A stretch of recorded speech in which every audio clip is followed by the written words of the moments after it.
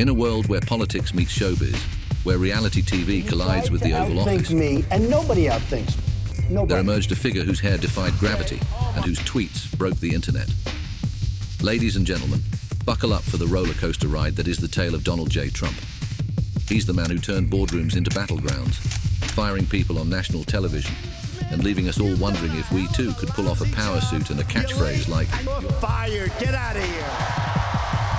But before he became the 45th President of the United States, before Kofifi became a word and Bigly became a thing, there was a Trump who thrived in the glitz of New York City, where skyscrapers reached for the sky, just like his hair.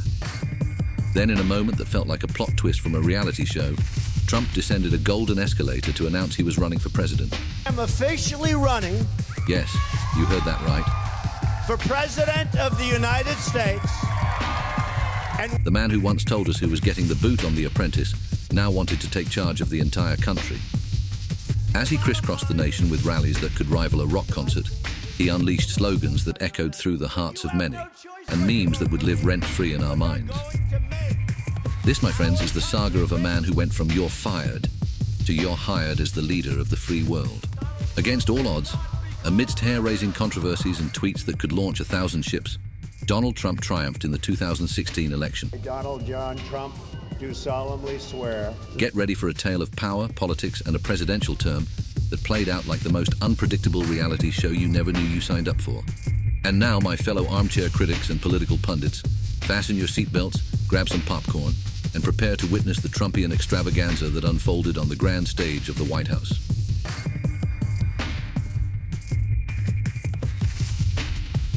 As the golden-hued maestro took center stage, the world awaited the grand premiere of Trump the Reality Show, where every executive order felt like a plot twist and every press conference a potential punchline.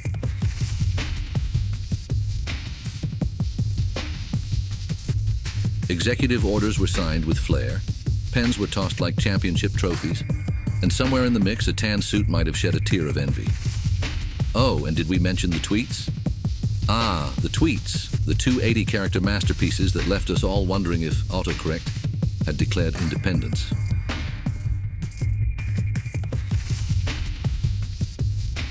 From Kafif mysteries to spelling challenges that rivaled a national spelling bee, Trump's Twitter feed was the gift that kept on giving. It was like Shakespeare, but with more exclamation points and the occasional all caps for dramatic effect.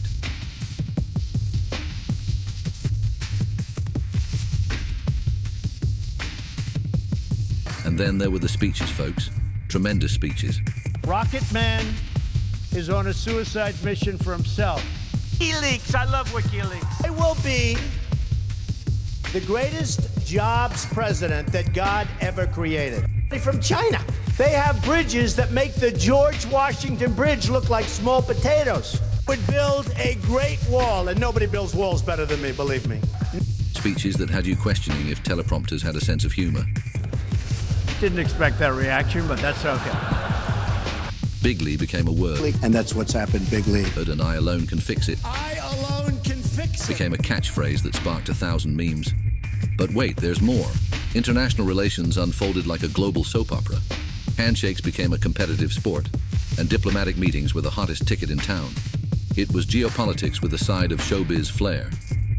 As scandals brewed, Could be Russia, but it could also be China. impeachment proceedings unfolded, Donald Trump is facing an impeachment trial. and the nation collectively wondered, is this real life?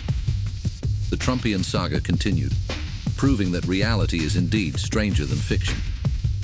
So fasten your wigs and gird your tweets, because what you're about to witness is not just a presidency, it's a spectacle, a comedy, a drama, and quite possibly the most unexpected reality show to grace the screens of the American political theater. As we dive into the Trumpian universe, buckle up for a journey that left us all questioning reality. But amid the laughs, there were moments that sobered the nation. Natural disasters, mass shootings, and the pandemic. I'm officially declaring a national. We're working very strongly with China on the coronavirus. That's a new thing that a lot of people are talking about. Hopefully it won't be Chapters that revealed the gravity of the presidency. For every chuckle, a somber reminder that, in the end, it's not all a punchline. But fear not, for the vaccines arrived like the cavalry. I have really good news. Today, our nation has achieved a medical miracle. We have delivered a safe and effective vaccine in just 9 months. And vaccination sites turned into the hottest venues in town. Move over, Coachella. We've got Pfizer Fest. You get a shot and you get a shot, everyone gets a shot. Press conferences were not just press conferences. They were like improv comedy shows where the scriptwriter decided to take a coffee break. So, actually, probably a GI thing. But you know, I'm meticulous. I'm a physician. I looked it up. I ended up piggy banking. I'm from Walter Reed, so I got a test late Saturday night, and I'm negative. I stayed home another day just to make sure. That's how we protect one another. Real stars?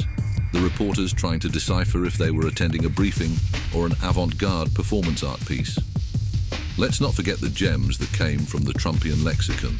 Fake news, alternative facts, and bigly, words that etch themselves into our cultural dictionary.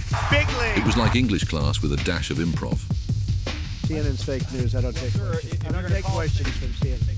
CNN is fake news. I don't take questions from CNN. Meanwhile, on the global stage, handshakes became diplomatic wrestling matches, and summit meetings felt like family reunions with extra tension.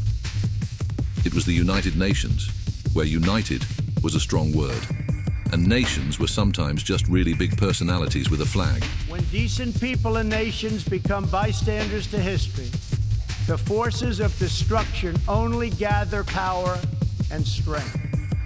As laughter echoed, a stark reality set in. The Capitol, a symbol of democracy, became a stage for chaos. A moment where the script departed from comedy, leaving the nation to grapple with the consequences of a divided reality.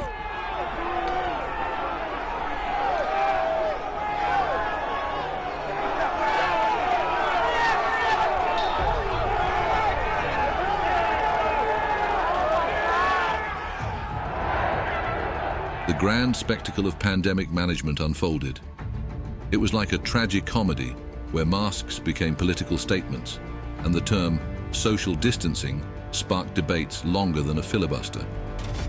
As we conclude, we ponder over a presidential journey that exceeded predictions, where the boundary between mirth and contemplation became indistinct.